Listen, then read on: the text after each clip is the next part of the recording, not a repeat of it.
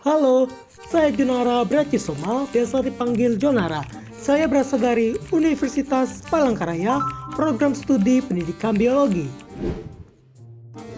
Tahu nggak sih, pada musim kemarau, hutan gambut di Indonesia seringkali terbakar. Hal ini memicu meningkatnya suhu bumi kita yang akan memberikan dampak seperti gunung-gunung es mencair dan perubahan iklim yang sangat ekstrim. Selain itu, lahan gambut yang terbakar tidak hanya merugikan negara Indonesia, namun negara-negara tetangga juga seperti Malaysia dan juga Singapura.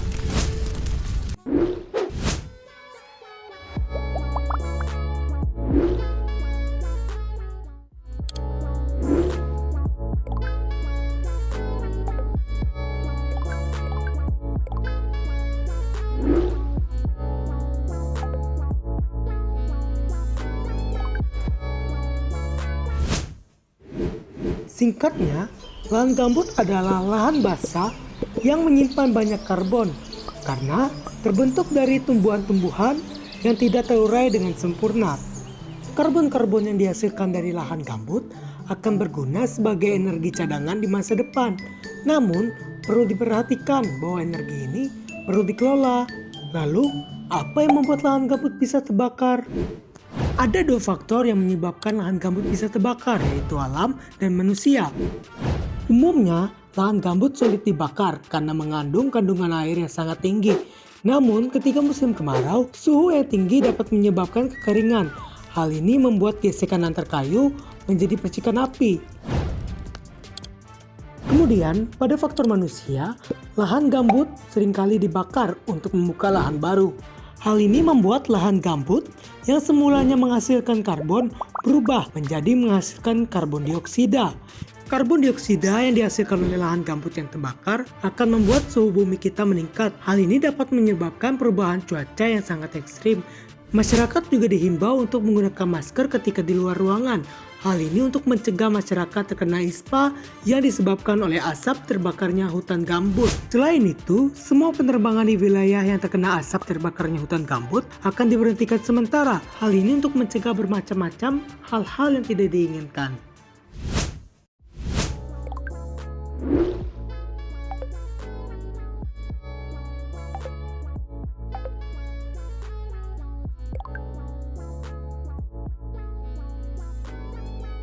Pemerintah telah mengeluarkan bermacam-macam cara untuk mencegah lahan gambut bisa terbakar, seperti mengerahkan aparat berwenang untuk mengawasi lahan gambut agar tidak terbakar. Kemudian membentuk badan restorasi gambut dan mangrove untuk restorasi lahan yang terbakar. Kemudian mengadakan sosialisasi kepada masyarakat terkait lahan gambut. Adapun aturan-aturan dari pemerintah terkait lahan gambut seperti UU Nomor 32 Tahun 2009 tentang perlindungan dan pengelolaan lingkungan hidup, kemudian Undang-Undang Nomor 18 Tahun 2004 tentang perkebunan, kemudian Undang-Undang Nomor 41 Tahun 1999 tentang kehutanan,